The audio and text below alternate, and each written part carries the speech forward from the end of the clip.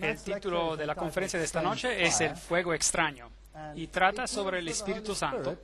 En el mundo que estamos viviendo hoy, el Espíritu Santo pareciera ser muy prominente en la adoración cristiana. Levíticos 10:1, Nadab y Abiú, hijos de Aarón, tomaron cada uno su incensario, pusieron en ellos fuego, le echaron incienso encima y ofrecieron delante de Jehová un fuego extraño que él nunca les había mandado. Usted ve, siempre había sido el mismo Señor el que había encendido el fuego, y el fuego es un símbolo del Espíritu Santo que mora entre su pueblo. Pero ellos no quisieron tomar ese fuego, pero tomaron de su propio fuego y por lo tanto estaban insinuando que ellos tenían la misma capacidad que el Espíritu Santo. Mateo 24:3 y 4. Estando él sentado en el monte de los olivos, los discípulos se le acercaron aparte, diciendo: Dinos, ¿cuándo serán estas cosas y qué señal habrá de tu venida y del fin del siglo o del mundo? Respondiendo Jesús les dijo: mirad que nadie os engañe. Así que, ¿cuál es el problema más grande al final de los tiempos? El engaño. El engaño es el problema más grande. ¿Y cuán engañoso será Satanás? Tan engañoso, dice la Biblia, que aún los escogidos pueden ser engañados. Eso es muy engañoso. Ese es un gran problema. Fuego del cielo. Apocalipsis 13:13 dice: también hace grandes señales de tal manera que incluso hace descender fuego del cielo a la tierra delante de los hombres.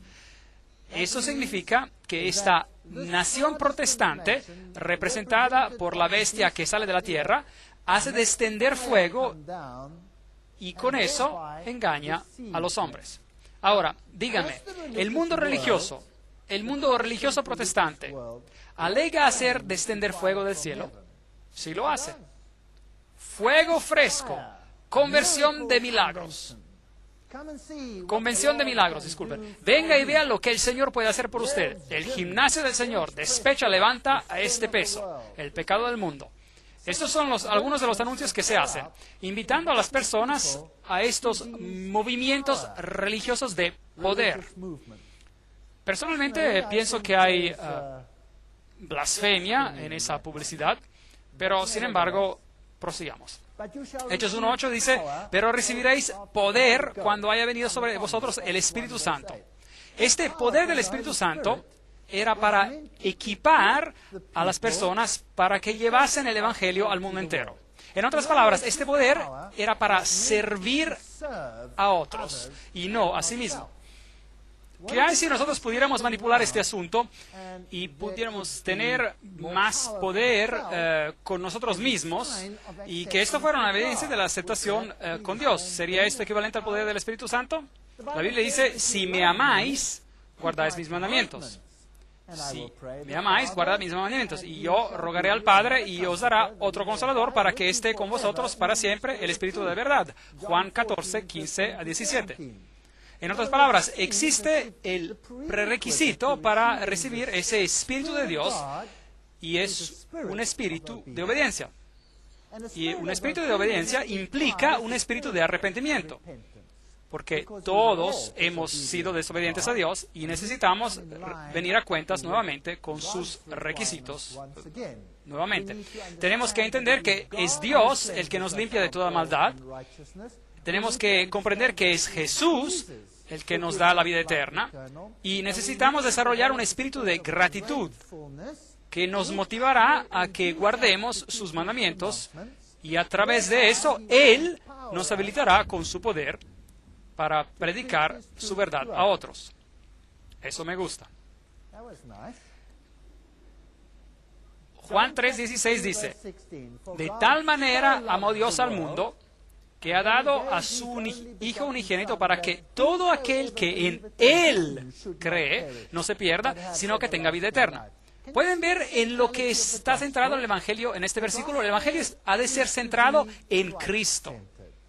Debe ser centrado en Cristo y no centrado en nosotros.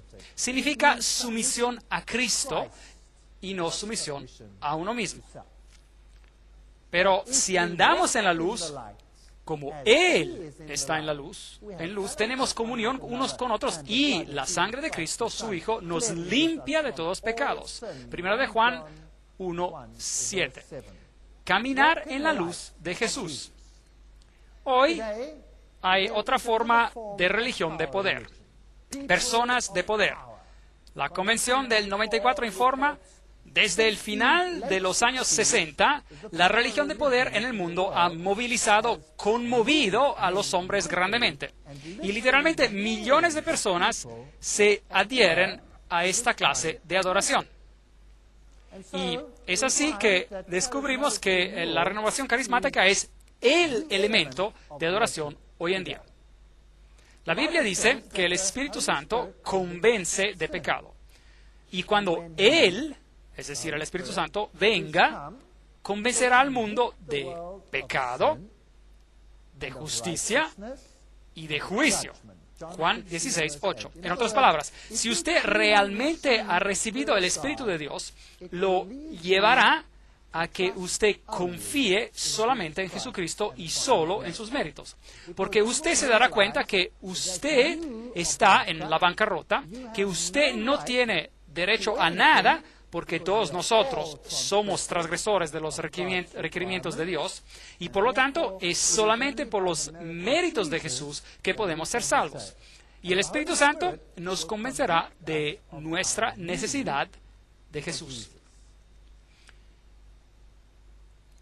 Y aunque era hijo, a través del sufrimiento aprendió lo que es la obediencia y habiendo sido perfeccionado vino a ser autor de eterna salvación para todos los que lo obedecen.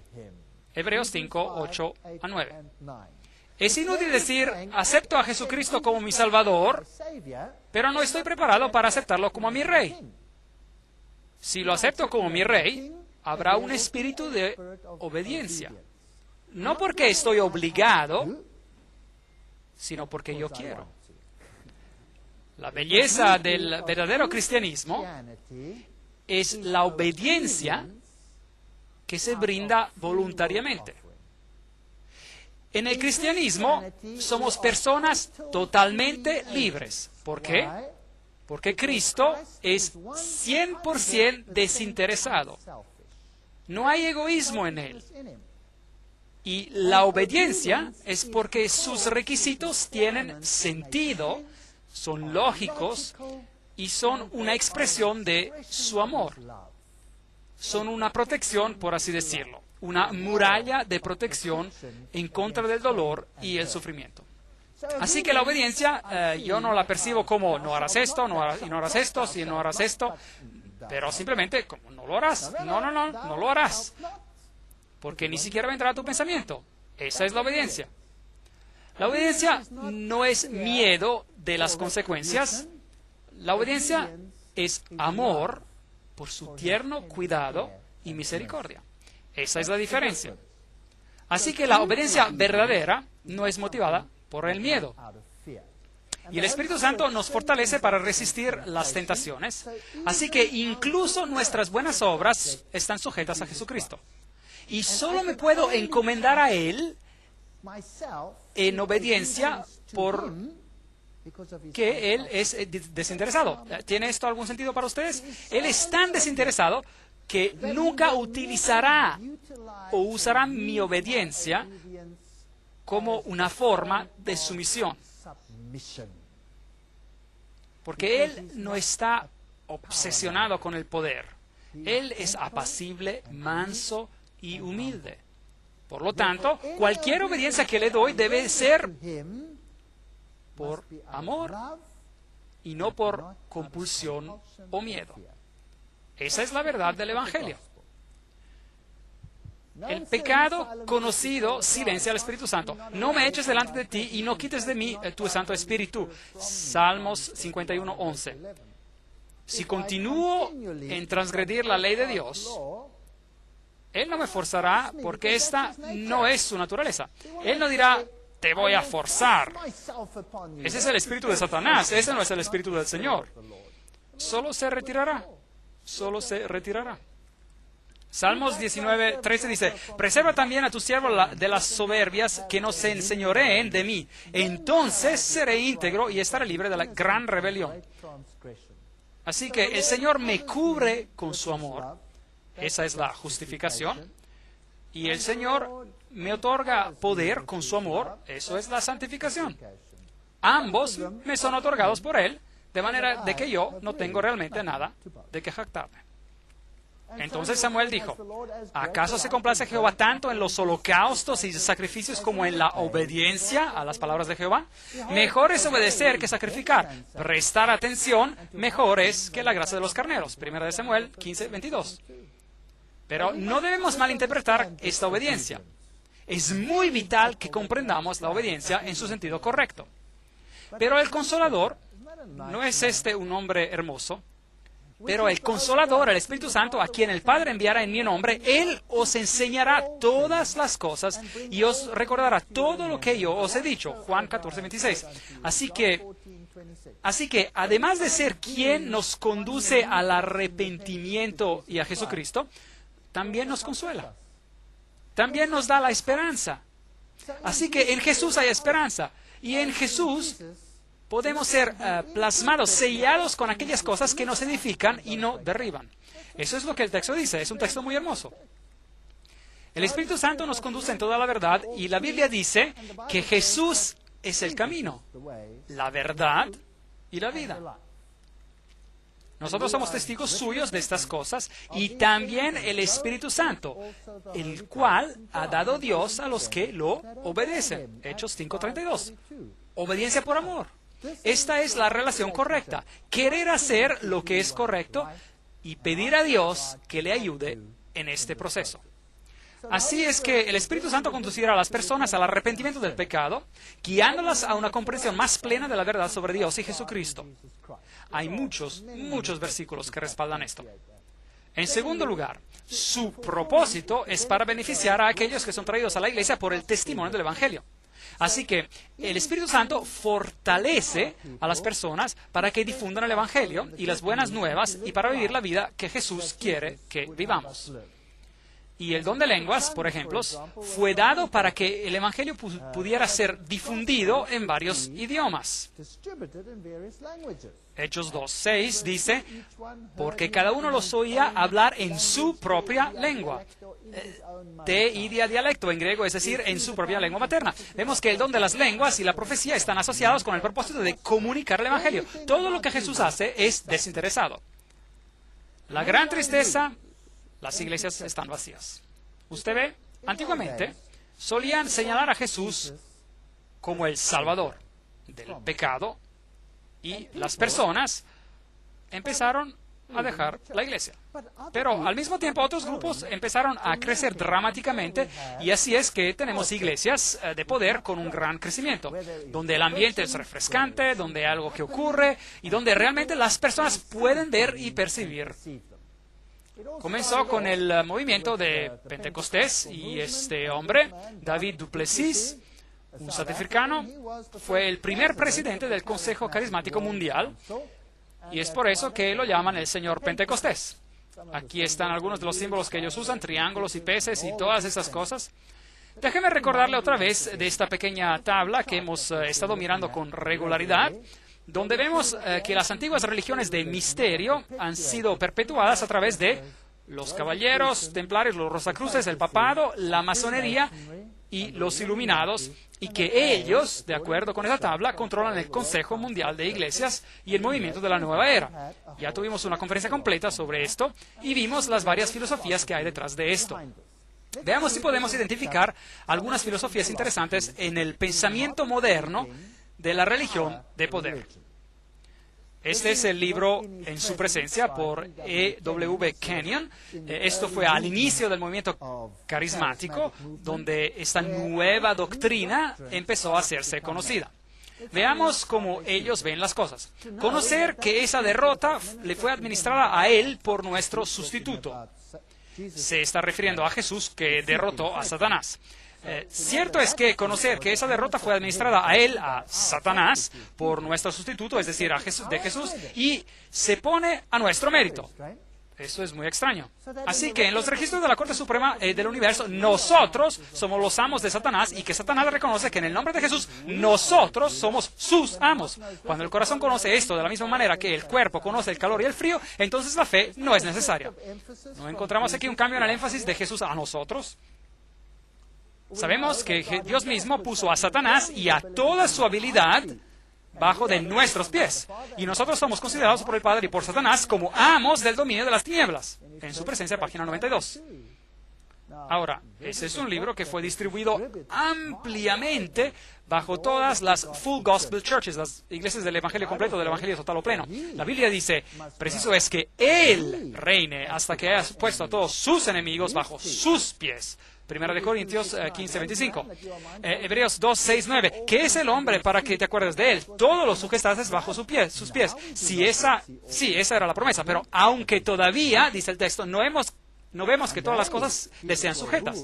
Pero vemos a Jesús. Un día, Jesús también gobernará supremamente en este planeta. Romanos 16:20. Y el Dios de la paz aplastará muy pronto a Satanás bajo nuestros pies. No nosotros aplastaremos a Satanás bajo nuestros pies. Esto es presunción, esto no es bíblico.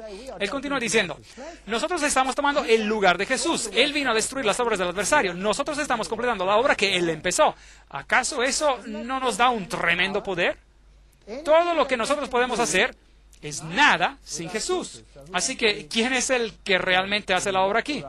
¿Quién es el que puede vencer a Satanás? Nosotros somos unos debiluchos, unos gusanitos comparados con Él. Usted es un vencedor. Él lo hizo así, pues acostúmbrese a esta realidad para que pueda cumplir su parte. Él nos hizo sentar con Él en los lugares celestiales, así que representativamente estamos sentados en el trono de Dios. Eso es interesante, porque si vemos en Apocalipsis 3:21, dice, al vencedor le concederé que se siente conmigo en mi trono, así como yo he vencido y me he sentado con mi Padre en su trono. ¿Acaso no hay victoria que alcanzar antes de poder alcanzar a esta gloria? Así que si la cabeza es exaltada, el cuerpo es exaltado también con ella. Así que somos exaltados. Y si Él conquistó todas las fuerzas de las tinieblas y las dejó paralizadas y quebrantadas antes de que Él resucitara de los muertos, esto es como si nosotros hubiésemos logrado esta poderosa obra. Ahora, yo creo que nosotros estamos yendo demasiado lejos. ¿Usted no cree? Esto es ya ir más allá del Evangelio. Esa autoridad y esa capacidad le pertenece al creyente. El hombre recreado es sobrenatural. Él es superhombre. Mi Biblia dice que Él debe aumentar y yo debo disminuir. Todo poder se le ha dado a Él. Y sin Él, ¿cuánto puedo hacer? Nada. Ese es el Evangelio. Los dos están totalmente opuestos. Ahora, ese es un libro que acaba de salir aún caliente del horno, por decir, Die Belofte van Sie Wederkomst, la promesa de su regreso. Y los autores son el doctor Lemer Duplessis, que es profesor en teología. Él es uno de los predicadores carismáticos. Y Isaac Burger, que es el presidente de un enorme movimiento carismático. Nico Landman, él es el presidente federal de todas las iglesias pentecostales. Anton van Deventer, que es el moderador para la Full Evangelical Church of God, la iglesia plena evangélica o evangélicas de Dios. Esas son las personas de nivel más alto en este grupo. Allí están todos. Usted puede darles una mirada si lo desea. Y esto es lo que escriben en la página 158. El antiguo pacto fue anulado con la traición de Judas. Esto es un poco extraño. ¿Cómo podía ser anulado con la traición de Judas? Yo pensé que fue la cruz que cambió las cosas. Los que todavía intentan guardar la ley no han alcanzado madurez espiritual y todavía no han recibido el Espíritu Santo. Yo pensaba que el Espíritu Santo convencía de pecado y de justicia, y que el Espíritu es dado a los que obedecen a Dios. Pero bueno, si la ley todavía se lee actualmente, debe de ser para personas aún no maduras. Esto es para incrédulos. Este es el único sentido en el cual la ley sigue siendo aplicable hoy. Los creyentes viven por medio del Espíritu y no están bajo la ley. Gálatas 5:25. Esto es muy enredado si usted confunde las leyes una con la otra. Las cosas se ponen peor. Los creyentes que intentan guardar la ley están en esclavitud. Pero los creyentes que viven en la plenitud del nuevo pacto están libres. Por lo tanto, es peligroso que los creyentes que viven en el periodo de la iglesia sean asociados con la ley. Las iglesias que leen los 10 mandamientos el domingo en su reunión traen a sus miembros bajo la impresión que todavía están bajo la ley y que deben intentar de guardar la ley. Los cristianos que hoy en día intentan guardar los 10 mandamientos obstaculizan el trabajo del Espíritu Santo y minan la pura esencia del nuevo pacto.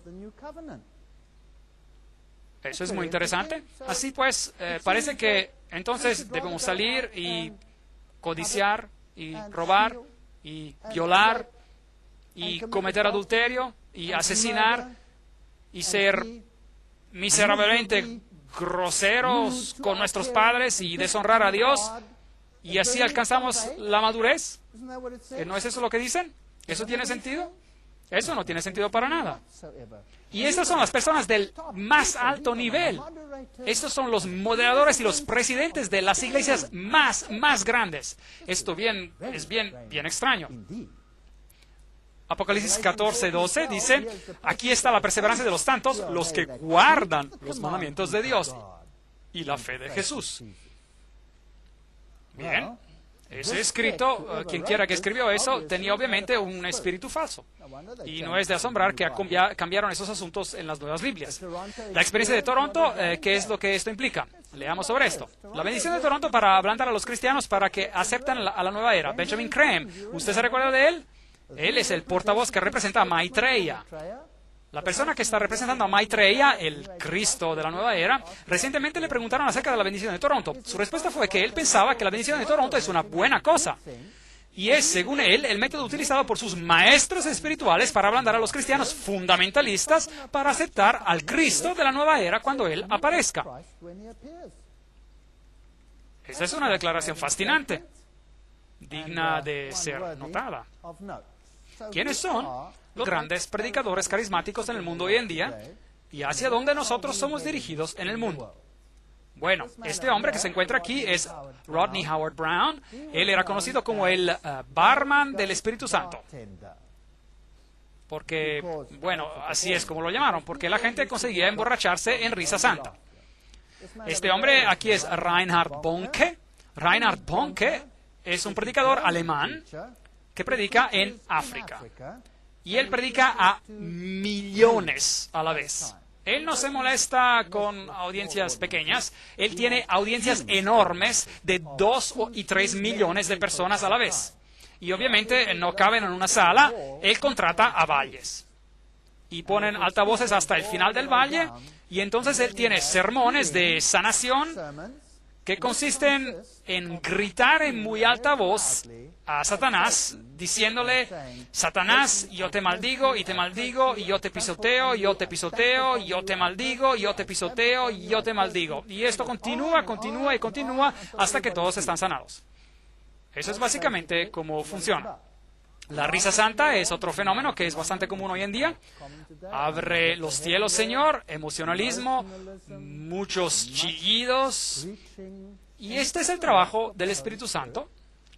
Las gentes se desploman después de que han estado riendo incontroladamente, han estado rodando alrededor borrachos y han estado llorando profundamente.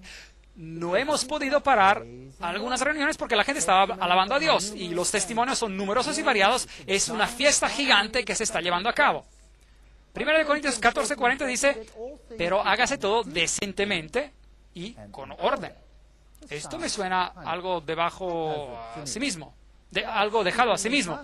¿Y qué sobre hablar en lenguas y todas esas cosas interesantes? Si miramos a este cuadro, el estar derribado por el espíritu, de la expresión en inglés slain in the spirit, es lo que ocurre en el yoga kundalini. Ahora, el yoga kundalini es una forma muy extraña de yoga, donde la energía de la serpiente se enrolla en la base de la espina dorsal y tiene que ser librada, y se libra normalmente a través de las partes inferiores del cuerpo. Y ya he dicho bastante, pues le da energía en lugares interesantes. Entonces, Subud, Qigong, Shakers, del inglés shake, agitar, pentecostales, todos ellos tienen la manifestación de ser derribados por el Espíritu, pero en la Biblia usted no encuentra eso. Si alguien era derribado en el relato de la Biblia, era algo demoníaco. La risa incontrolable se encuentra en el yoga kundalini, Subud, Qigong, Shakers, pentecostales. Sacudidas físicas se presentan en el yoga kundalini, Subud, Qigong, Shakers y pentecostales. Y los sonidos de animales, también usted los encontrará en todos ellos. Y los movimientos impulsivos espontáneos, también usted los encontrará en todos ellos. Reuniones como de reavivamiento en todos ellos. Y el hablar en lenguas está básicamente presente en todas ellas también. Y en la Biblia lo encontramos en el capítulo 2 de Hechos, el don de lenguas, estrictamente definido como idiomas extranjeros para proclamar el Evangelio. Así pues, esto es una cosa muy extraña. Algunos de los videos que les voy a mostrar esta noche, aunque pueden ser un poco perturbadores, pero es bueno que podamos ver las comparaciones y ver lo que realmente está sucediendo. Por eso tendremos que pedirle al Señor que nos proteja. Aquí estamos mirando en las religiones orientales, donde usted puede observar el golpear a los gongos. Esos son rituales de la adoración al sol y son muy comunes. Una forma de adoración que tenemos en el Oriente es la adoración a Suraya. Suraya es también el que viaja a través del cielo el 25 de diciembre con su carro, como nosotros celebramos la Navidad de la misma manera. El alzar los brazos es muy común en la adoración de Kundalini y en la adoración de Suraya. Y el de esperar la salida del sol, la adoración al sol de la mañana. Y aquí ese es el famoso templo de Karanak en India, donde usted puede ver a las mujeres haciendo sus danzas. Y bien, cada movimiento de la mano tiene un significado y la mayor parte de estas danzas tienen una función esotérica y erótica. Y tienen que ver con la sexualidad y a veces con una sexualidad extremadamente pervertida. Todas las estatuas alrededor de ese templo son absolutamente censurables. Allí están. Usted puede darle una mirada a ellas. He tenido que poner un cuadrito sobre cada una de ellas porque están literalmente súper pornográficas. Porque aquí es donde la energía llega. Es la religión antigua del culto al sexo, a la diosa Isis. Ahora, en el yoga kundalini, lo que sucede es que usted danza y se mueve rítmicamente a un ritmo muy fuerte. Y después las fuerzas se empujan en las partes más inferiores del cuerpo. Y una vez que eso sucede, entonces usted está abierto para que un espíritu entre en usted y le dé esta energía. Pero esto es una forma de posesión demoníaca. Incluso, no sé si deseo mostrarles este video, pero se los voy a mostrar de todos modos. Y los que no deseen mirar pueden cerrar sus ojos.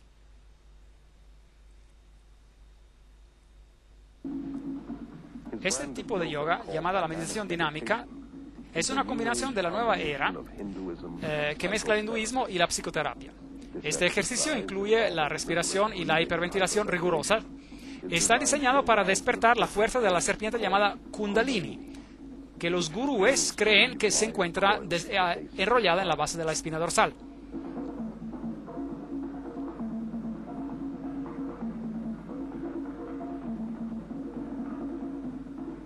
Yo hice la meditación dinámica cada día.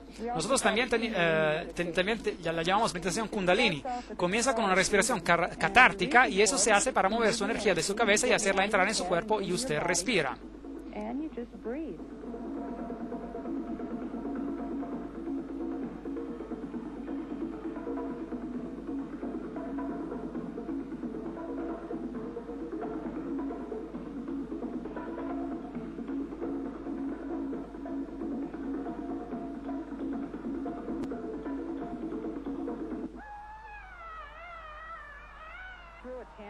Usted hizo un berrinche cuando usted era un niño pequeño.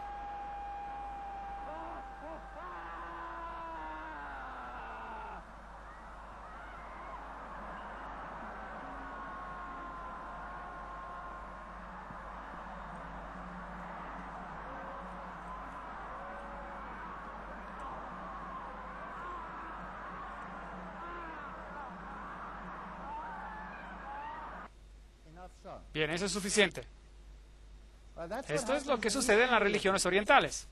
Ahora, usted a lo mejor piensa que eso es vergonzoso. Espere y vea qué sucede en las religiones cristianas. Y vea si hay mucha diferencia entre la una y la otra. El tambor, por supuesto, es muy importante en esto porque el tambor marca el ritmo. Esta es la razón por la cual en el servicio de santuario en la Biblia el tambor nunca fue permitido. El tambor era utilizado por las mujeres y era un tambor de mano como pandereta cuando los soldados regresaban de la guerra y era utilizada para celebrar y no era utilizada en una ocasión de adoración. El tambor en el ritual africano es santo, se adora como un dios, se aparta y se adora. Las manos abiertas hacia el cielo son parte integrante de esta adoración.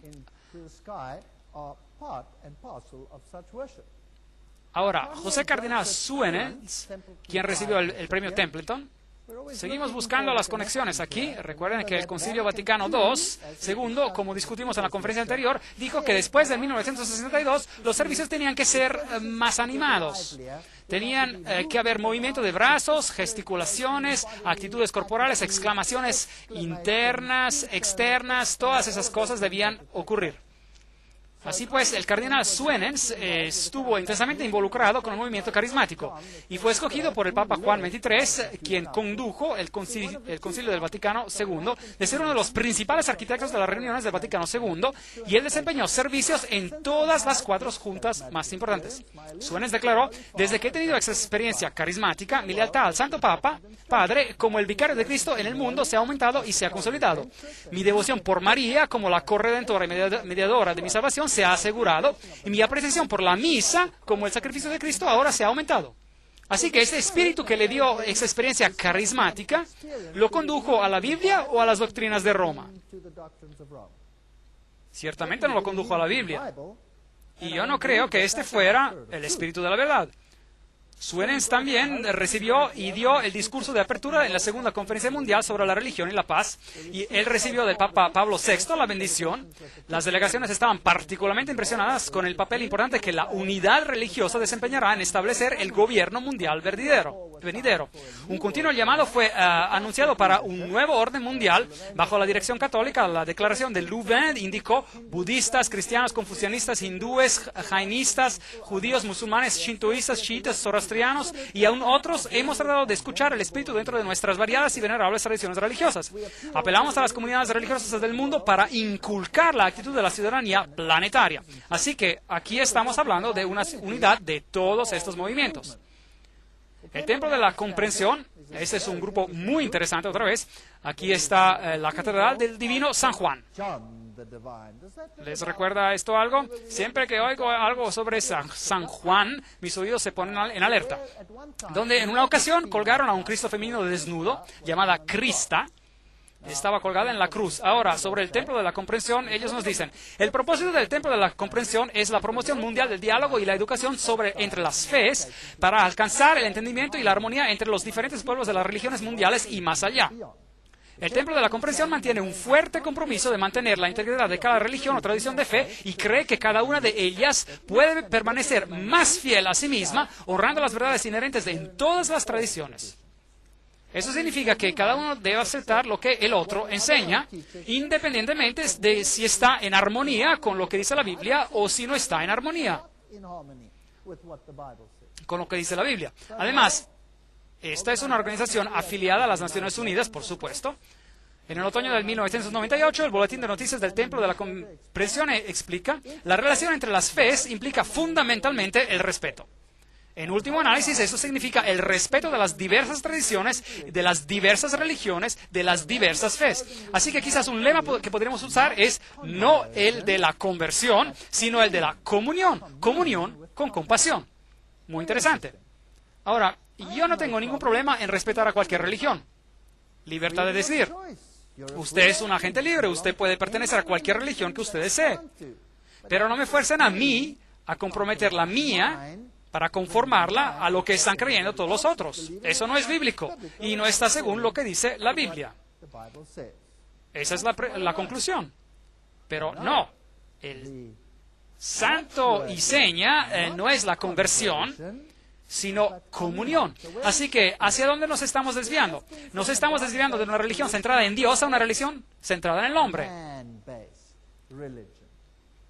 Alfa. Un investigador cristiano nos revela. Ahora, ¿qué es el alfa? Alfa es un estado mental que es inducido para abrirte a esta unión. Y hay muchos aspectos de alfa que pueden ir muy, muy profundamente, y en los niveles más altos no es nada más que una forma de hipnosis. Así que dejemos darle un vistazo a este asunto del alfa. Entre 8 a 13 vibraciones de la visualización puede ocurrir. Así que la visualización, recuerdan que fue Robert Schuller quien dijo que la visualización es algo bueno. Las vibraciones en esta frecuencia se llaman los ritmos alfa. En su libro muy popular, La celebración de la disciplina, Richard Foster destaca que la visualización meditativa, además de lanzarlo a un encuentro divino humano, hace mantener un patrón consistente de la onda cerebral alfa. Así que cuando usted tiene esa experiencia, él la llama un encuentro divino humano, entonces usted está en el estado mental alfa. El estado alfa está asociado a otros fenómenos interesantes. El trance hipnótico existe dentro del nivel alfa. Ahora, en un trance hipnótico, otra persona puede manipular a uno para hacer lo que el otro desee. Y esta es la razón por la cual la gente puede correr para arriba y para abajo como gallinas o hacer cualquier otra cosa que se les imponga. Debido a esto, la técnica de la visualización está incluida dentro del material que ofrece la autohipnosis. Los trances ocultistas de Edward Cayce se encuentran dentro del estado alfa. Agentes químicos como el suero de la verdad, es decir, el pentotal de sodio, causan una caída en el estado alfa. Usted puede también abrir un camino para entrar en el estado alfa usando otros químicos. La visualización es realmente hipnosis, es una forma ligera de hipnosis. El psicólogo Michael Yapko explica: muchas veces los terapistas ni siquiera se dan cuenta de que ellos están practicando la hipnosis. Ellos están haciendo lo que se llama visualización guiada, que es visualización de hecho, o meditación guiada, que son todas técnicas hipnóticas principales. Así que ahora a ustedes les gustaría tener un estilo de adoración donde usted es inducido a creer que usted está teniendo un encuentro y que esto satisface una necesidad. ¿O a usted le gustaría tener una relación con Jesucristo? Esa es la pregunta. ¿Estamos tratando con lo humano o estamos tratando con lo divino? ¿Quiénes son los que respaldan el alfa? El arzobispo George Carey, que era el arzobispo de Canterbury y que era el líder de la iglesia anglicana.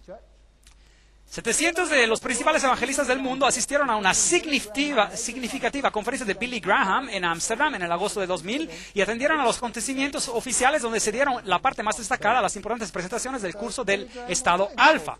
Así que Billy Graham también promueve el estado alfa. En la reunión de Billy Graham en Ámsterdam, George Carey dijo: es por eso que deseo dar publicidad para uno de sus talleres mañana. El gran éxito del estado alfa radica en su capacidad de sacar el evangelismo de la iglesia e introducirlo en el hogar y tender un puente sobre el golfo entre la iglesia y la comunidad. Ahí está Carey con el Papa. Así que, pues, son interesantes esas pequeñas conexiones que están saliendo a relucir. Así que usted puede tomar el estado alfa e introducirlo en el hogar. Usted no necesita necesariamente tener un estado alfa completo en la iglesia, sino que en subgrupos usted puede inducir este estado preparando a la persona y eventualmente ellos estarán abiertos al Espíritu Santo y podrán hablar en lenguas y todas esas cosas que pueden suceder. Ahora, ¿quiénes son los que respaldan el curso del estado alfa? Tengamos una mirada y algunos de los nombres. Charles Colson, Bill Bright, Tony Campolo, Jack Hayford, Cardinal William A. Keeler, que es el arzobispo de Baltimore, Richard Foster, Bill Hybels, hombre muy interesante y afamado de la iglesia de Willow Creek, Pat Robertson, Luis Palau, George Gallup, David Yonki Cho, Billy King, Paul Cera, locutor frecuente en la escuela de evangelismo de Billy Graham, Robert Schuller, que más esperaría de él, nada más, también Leighton Ford, que es el cuñado de Billy Graham y el ex vicepresidente de la Asociación Evangelística de Billy Graham. Todas estas personas aplican al estado alfa. Ahora, ¿por qué tendría yo que inducir al estado de conciencia alterado para que la gente pueda entender su necesidad de salvación? O para honrar a quien los ha salvado. La ciencia de la brujería se basa en nuestra habilidad de ingresar a un estado de conciencia alterado que llamamos alfa, donde las ondas cerebrales se registran de 7 a 14 ciclos por segundo. Según lo mencionado anteriormente, este es un estado de conciencia asociado a la relajación y a la meditación y al soñar. Esos son brujos que nos dicen que ellos usan el estado alfa. Ahora, ¿no deberían la luz y las tinieblas estar tan separadas la una de la otra como lo está el este del oeste? Ahora, démosle una mirada al espíritu de Satanás, como viene descrito en la Biblia.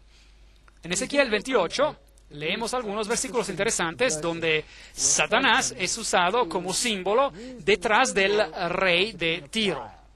El rey de Tiro básicamente está demostrando las cualidades de Satanás, así que en un sentido él es Satanás. Leemos en español de la Reina Valera Antigua. Y fue a mi palabra de Jehová diciendo, Hijo del hombre, di al príncipe de Tiro, así ha dicho el Señor Jehová, por cuánto se enalteció tu corazón y dijiste, yo soy un Dios. Un principio importante. En la silla de Dios estoy sentado en medio de los mares. Es lo que el diablo hace. Satanás hace, él implanta ese espíritu en sus seguidores, siendo tu hombre y no Dios. Y has puesto tu corazón como corazón de Dios. Y aquí tú eres más sabio que Daniel. No hay secreto que te sea oculto. Así que no crean ustedes que puedan engañar al diablo o pasarle por encima y él se va a escapar por miedo. Esta es una actividad muy, muy sutil. Muy sutil, muy sutil. De la cual muchas veces ni nos damos cuenta. Con tu sabiduría, versículo 4, y con tu prudencia te has juntado riquezas y has adquirido oro y plata en tus tesoros. Con la grandeza de tu sabiduría en tu contratación has multiplicado tus riquezas y a causa de tus riquezas se ha enaltecido tu corazón. Esto es todo egoísmo. Por tanto, así ha dicho el Señor Jehová, por cuanto pusiste tu corazón como corazón de Dios, esto se menciona de seguido. Versículo 7, por tanto, he aquí yo traigo sobre ti extraños, los fuertes de las gentes que desenvainarán sus espaldas contra la hermosura de tu sabiduría y ensuciarán tu esplendor. A la huesa, al sepulcro, te harán descender y morirás de las muertes y de los que mueren en medio de los mares. Hablarás delante de tu matador diciendo, yo soy Dios. Tú hombre eres, y no Dios, en la mano de tu matador. Así que ese espíritu que dice, yo quiero ser como el Todopoderoso, es el espíritu de Satanás, definitivamente. Ahora regresemos a ver a dónde se originaron las mega iglesias y sus enseñanzas. El hombre que comenzó el concepto de la mega iglesia no fue ningún otro sino Robert Schuller. Y ustedes recuerdan a Robert Schuller, él dice en su libro Self-Esteem, la autoestima, y nosotros podemos orar, Padre nuestro que estás en el cielo, honrado sea nuestro nombre. Así que él se ensalza a sí mismo hasta el nivel de Dios. Robert Schuller, según la mayoría de las fuentes en el mundo, en las páginas web, libros, les cito solo una aquí abajo, él es un framasón del grado 33, pastor de la Catedral de Cristal y anfitrión del programa popular de televisión The Hour of Power, la hora del poder. Ahora ya hemos tratado de la framasonería y sobre lo que los de su más alto nivel creen. Ellos creen que son Dios. Robert Schuller ahora cita del libro La autoestima. Noten ahora cuidadosamente. La teología clásica ha errado en su insistencia que la teología sea centrada en Dios y no centrada en el hombre. Nosotros hemos visto esta cita anteriormente, pero es muy relevante para nuestra reunión esta noche. Así, según él, necesitamos un cambio de énfasis de una religión centrada en Dios a una religión centrada en el hombre. El problema de la Iglesia es que ha tenido una teología centrada en Dios por siglos, cuando ella necesita una teología centrada en el hombre. ¿No es eso extraño que esa teología fue considerada buena por más de 6.000 años, pero ahora al final nosotros necesitamos otra? Sería un insulto a la integridad de cualquier ser humano de llamarlo pecador. Y Jesús conocía el valor de sí mismo, su éxito alimentaba su autoestima. Y entonces viene esta declaración terrible aquí más abajo. Pero el punto crucial del asunto es que cambiemos de énfasis de algo centrado en Dios a algo centrado en el hombre. Y él dice, santificado sea nuestro nombre. Este es el espíritu de... Gracias, sí. Este es el espíritu de Satanás. Este no es el espíritu de Dios que nos habla ahí. Demos una mirada a su propia página web. Esta es su hourofpower.org, la página sobre la hora de poder. Esta es su propia página web. Allí está enseñando a los pastores cómo tener una iglesia de poder. En el 2004, el Instituto Robert H. Schuller, y allí tenemos las fechas donde se les invita a que descubran un nuevo sueño fantástico para su iglesia. ¿A quién más él presenta en su página web principal? A Bill Hybels. Muy interesante. Esta es la persona principal de Willow Creek. En su iglesia, todo lo que Dios quisiera que sea, es su iglesia. Envían a sus pastores y líderes laicos al Instituto Robert H. Schuller para un liderazgo exitoso de la iglesia, el cual reúne a los pastores más prominentes que hacen que se avive la fe en algunas de las iglesias más grandes del país. Y entonces él menciona a dos personas en la primera página de su sitio web, donde él es un framasón del grado 33, hablando con el mismo espíritu que Lucifer tenía. Él menciona a personas como Bill Hybels, de la iglesia comunitaria de Willow Creek, y a Rick Warren, de la iglesia de Saddleback, ambos graduados egresados del instituto. Eso es fascinante. Yo encuentro eso extremadamente interesante. Esas son las dos personas que administran las mega iglesias del mundo. Y necesitamos mirar en este asunto un poco más cuidadosamente, y entonces podremos ver quizás a dónde está dirigiéndose el mundo, y que el Señor nos bendiga mientras hacemos esto.